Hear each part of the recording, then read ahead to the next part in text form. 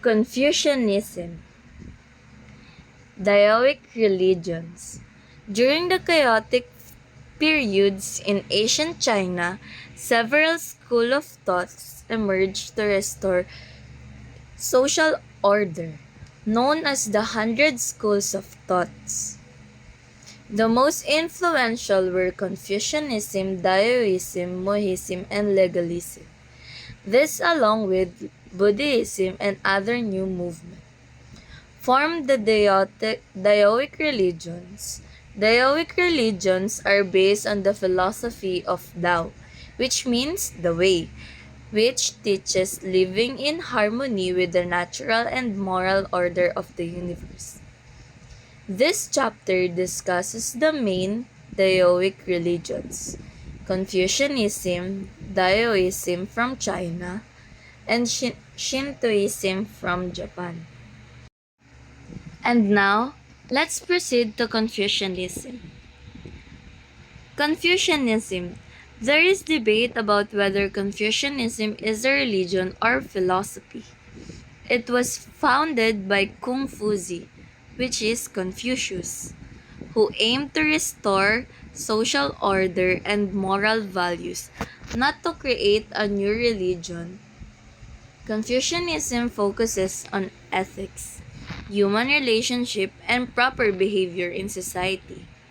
It teaches that harmony is achieved through respect, moral conduct, and strong relationship between people. Confucianism values rituals and the pursuit of virtue rather than belief in the supernatural. It has become one of the major world's religion and has greatly influenced Chinese culture, politics, and education. Confucianism has played an important role in East Asian political and spiritual life, and is seen as both philosophy and a religion. It has long influenced Chinese culture and society. As of 2010, there were more than 6 million recorded followers, though the true number may reach around 300 million, since many East Asians practice Confucian values alongside other religions like Buddhism and Taoism or Christianity. Followers are called Confucian or Confucianists. In East Asia, religions are not exclusive, so people can follow multiple traditions. Confucianism is known for its ritual practices, moral teachings, and emphasis on ethical behavior rather than formal worship. It often blends with elements of Buddhism, Taoism, and Shinto. And now let's proceed to the two most important symbols of Confucianism.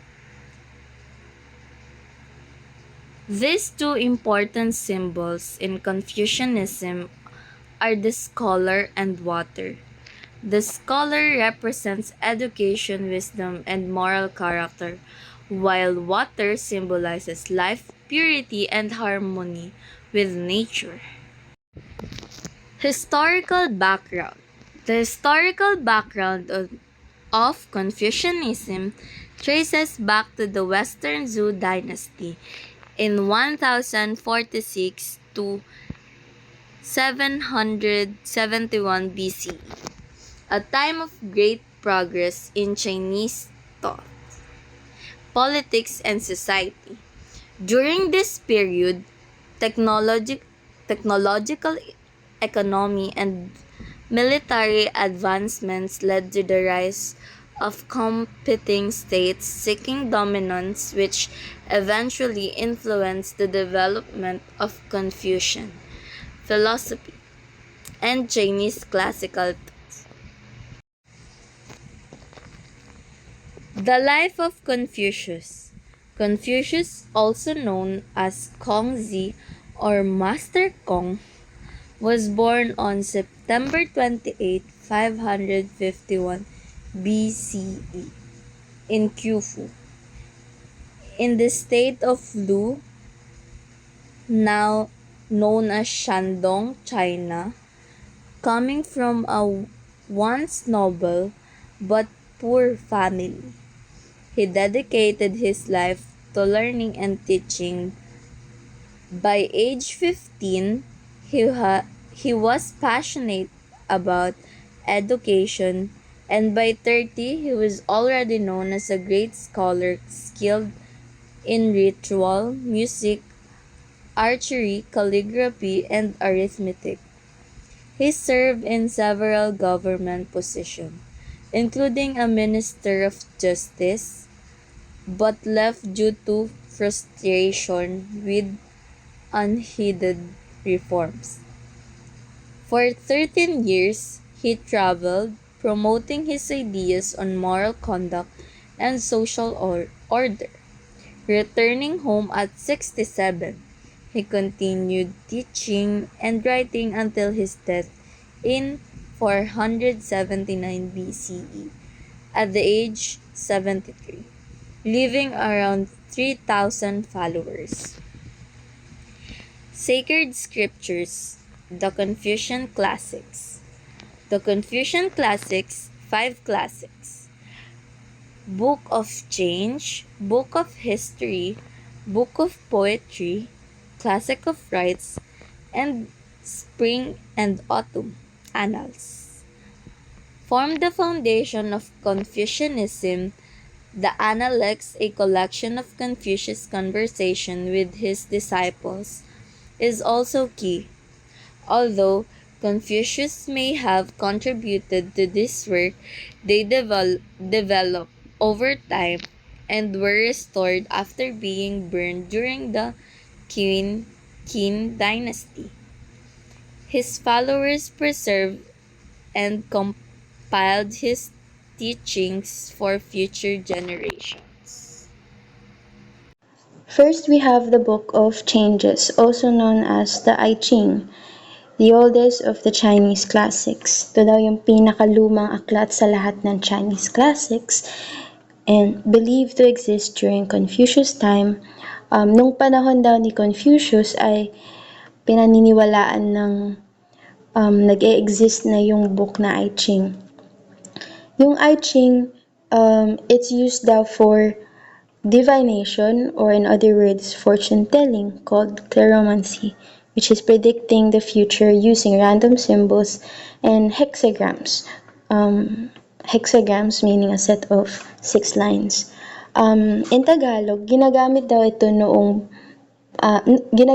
noon para sa divination o panghuhula sa kapalaran gamit ang mga hexagrams. Hexagrams ay mga simbolo gawa sa 6 na guhit. Talks about change and balance in life and the universe. So basically, ang sinasabi lang nito is tinuturo ng I Ching ang tungkol sa pagbabago at balanse na lahat ng bagay sa buhay ay patuloy na nagbabago at ang pagkakaroon ng balance or harmony ang nagpapanatili ng kaayusan sa mundo. Second is the Book of History, or Shangshu. It's a collection of speeches and writings by rulers and ministers from the Shang and Zhou dynasties.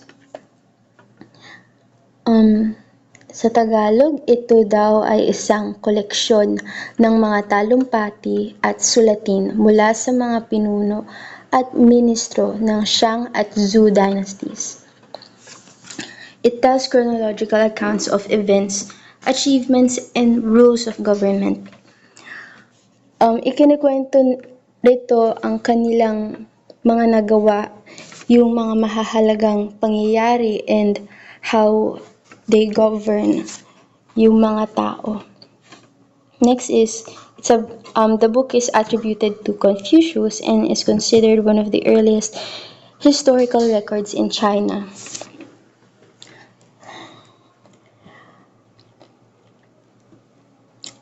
Isa ito sa pinaka-unang historical records ng China.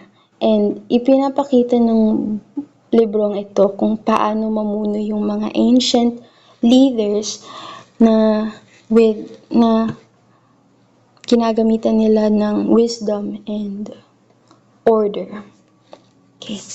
Next is the Book of Poetry, or Sijing, or Book of Songs or Odes. It's the oldest collection of Chinese poetry, about 300 poems. Ito ang pinakalumang koleksyon um, ng mga tula sa China, with 300 poems in total. It includes poems about love, work, courtship, family, and rituals. Ang mga tula na nilalaman ng libro na ito ay madalas tungkol sa pag-ibig, trabaho, pamilya, ritual, and courtship. Compiled by Confucius from older songs and chants.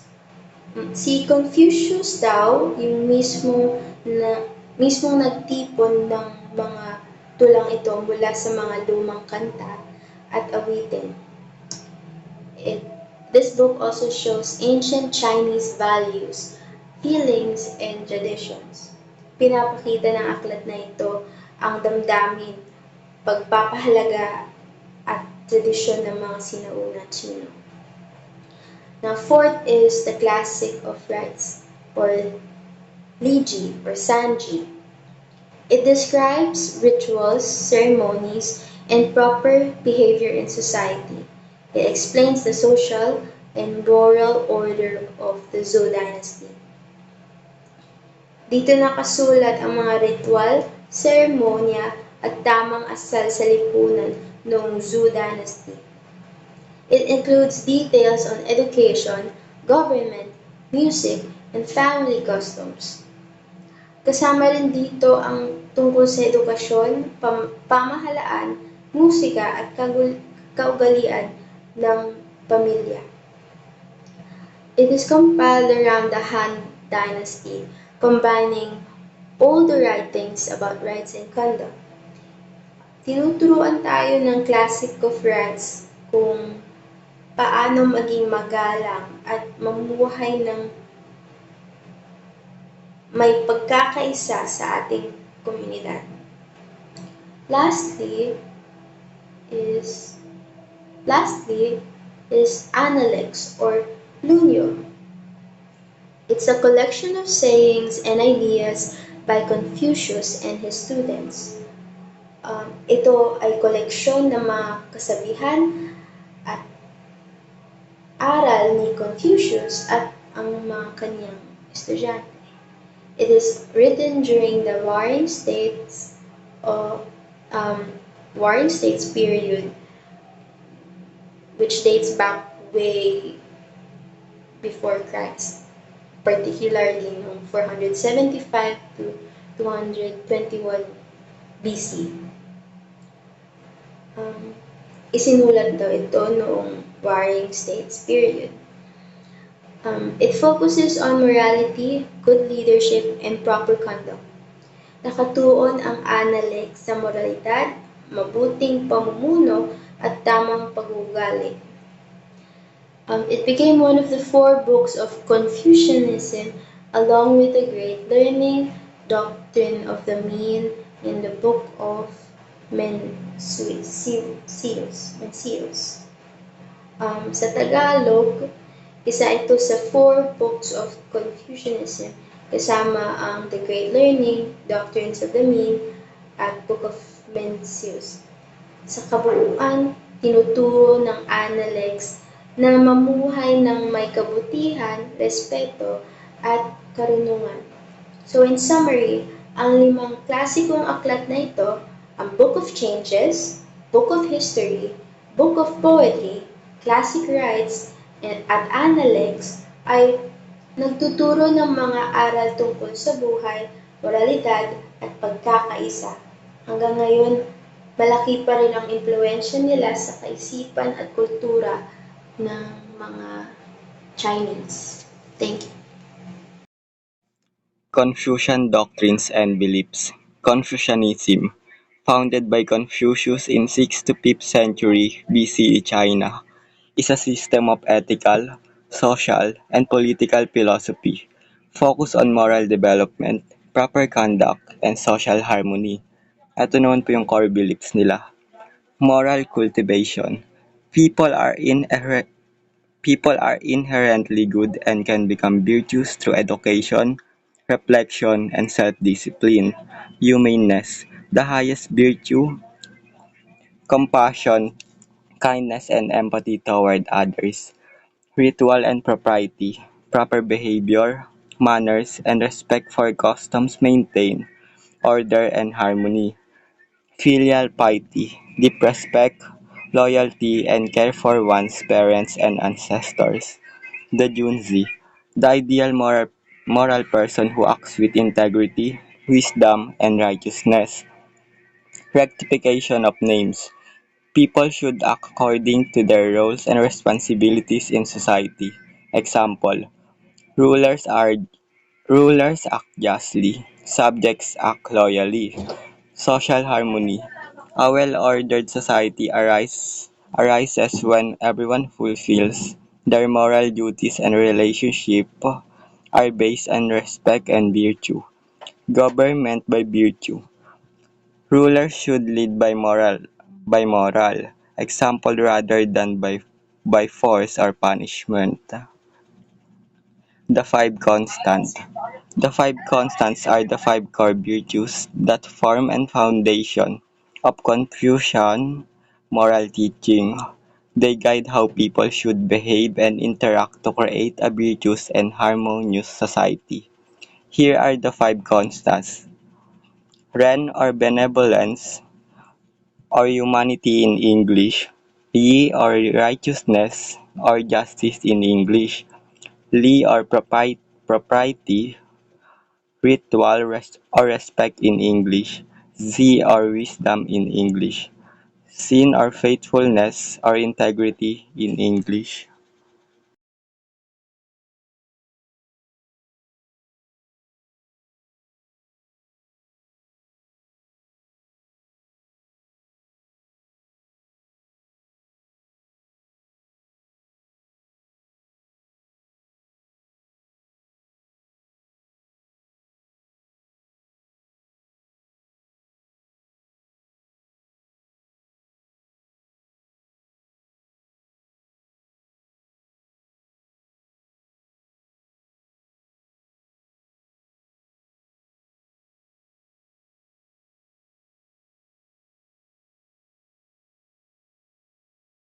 Sun Tzu.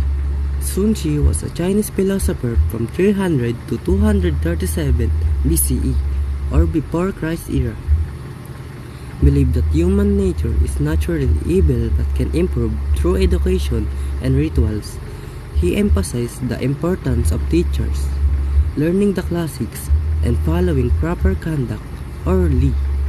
His ideas on discipline, hierarchy, and strict governments influenced the rise of legalism, a philosophy that promotes strict laws and punishment to maintain order and harmony in society. Ayon kay Sun Tzu, ang tao ay pinanganak na may likas na kasamaan o makasariling ugali, ngunit maaari itong baguhin sa pamamagitan ng tamang edukasyon at paggabay. Para sa kanya, mahalaga ang papel ng guro at ng mga ritual upang hubugin ang mabuting asal at mapanatili ang kaayusan sa lipunan. Dahil naniniwala siya na kailangan ng tao ang mga batas upang maging disiplinado. Nakaimpluwensya ang kanyang kaisipan sa legalism na nagtuturo na ang mahigpit na batas at parusa ay kailangan upang mapanatili ang kapayapaan at kaayusan sa bansa. Filial piety as an important virtue. Confucius taught that family relationships serve as the foundation of proper social behavior.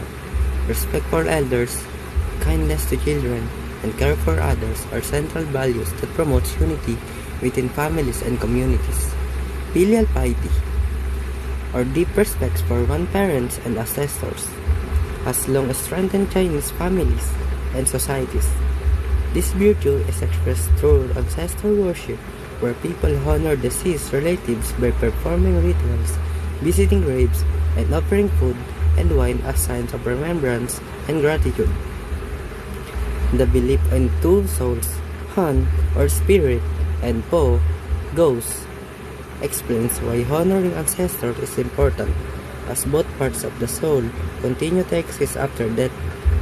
Filial piety, therefore, represent the enduring connection between the living and the dead, reinforcing love, respect, and unity across generations. Sa madaling salita, ang filial piety ay nagtuturo sa paggalang, pagmamahal at pag-aalaga ng mga magulang at nakatatanda. Ito ang batayan ng mabuting asal at pagkakaisa sa lipunan. Ipinapakita ito sa pagsamba sa mga ninuno kung saan ginugunita at ginagalang ang mga magulang kahit na pumanaw na. Sa pamamagitan sa mga ritual at alay, pinapakita nito ang paniniwalang patuloy na nabubuhay ang espiritu ng mga ninuno at dapat silang pahalagahan bilang simbolo ng pagkakaisa at paggalang sa pamilya. Neo-Confucian Environmental Ethics, the unity of heaven and humanity. Tianren Heye. This is the core concept. It asserts that humans are an integral part of the cosmos and share the fundamental principles, Li, and vital force, QI, as nature. Li principle, the rational normative order that governs the universe and is inherent in all things, including human nature.